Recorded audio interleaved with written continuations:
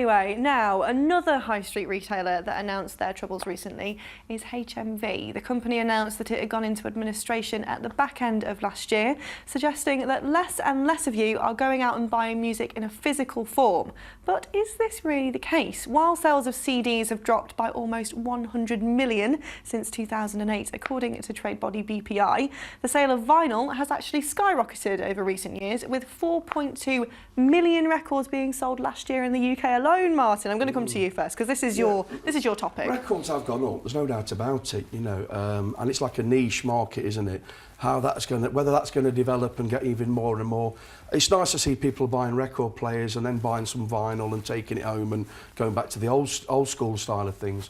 But whether it'll last, I don't know. I mean, I'm sure at some point they'll say, no, that's it now, and then everything will just be streaming. There'll be no more need for records, and it'll just be, you'll talk to a box, play me songs, and it'll just all come out, and that's it, streaming.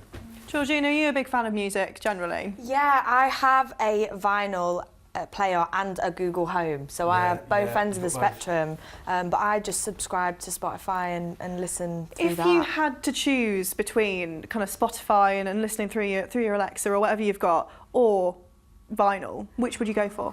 That's really difficult because my favourite album sounds best on vinyl. Really? So I would struggle. I want to know what album it is.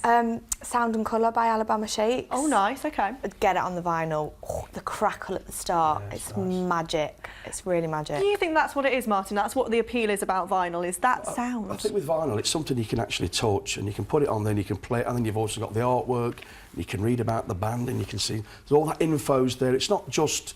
See, an MP3 is nothing, it's just digital, isn't it? You just play it and that's it. But the vinyl, it's even got a smell to it, hasn't it? You know, it's just something you can physically touch and treasure. You know, there it goes. And again, once it starts that crackle, and it takes you on a journey, doesn't it?